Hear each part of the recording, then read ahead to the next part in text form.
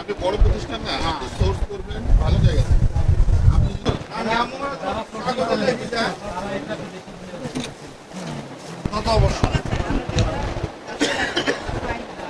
দপ্তর, রংপুর বিভাগীয় কার্যালয়, জেলা কার্যালয়, বাংলাদেশ নিরাপদ খাদ্য কর্তৃপক্ষ রংপুর সহ আমাদের একটি টিম আজকে বাজার মনিটরিংয়ে বের হয়েছে। আজকে আমাদের মনিটরিংয়ের মূল বিষয় ছিল আমরা বিভিন্ন কাপড়ের দোকানগুলোতে আমরা অভিযান পরিচালনা করব, কারণ এই বিষয়ে আমাদের কাছে বেশ কিছু অভিযোগ আসছিল নিয়মিতভাবে। আমরা বিগত 3 দিন ধরেই এই বিষয়টা নিয়েই কাজ করছি।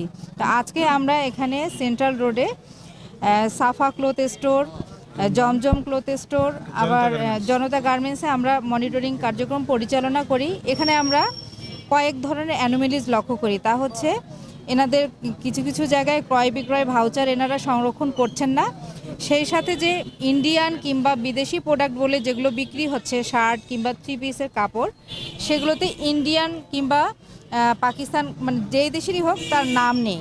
তো আমরা সেই সংশ্লিষ্ট ইম্পোর্টারের কাগজগুলো যাচাই বাছাই করছিলাম, সেগুলো দুটি প্রতিষ্ঠান দেখাতে পারিনি বিধায় তাদেরকে আমরা আইনগত জরিমানার আওতায় নিয়ে এসেছি।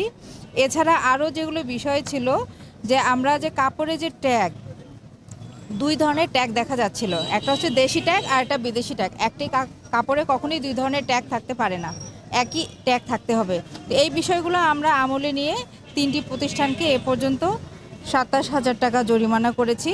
আমাদের অভিযান এখনও চলমান আছে। আমাদের আজকে অভিযান মোটামুটি আমরা পরিচালনা করব এই বিষয়টি নিয়েই।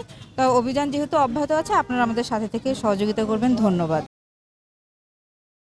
দাম যথাযথ আছে কিনা এইসব বিষয় মনিটরিং হচ্ছে।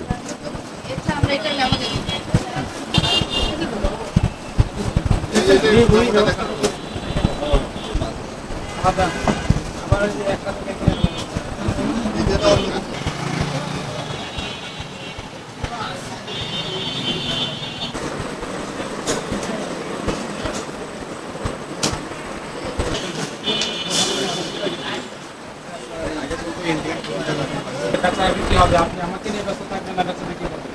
আমরা চাই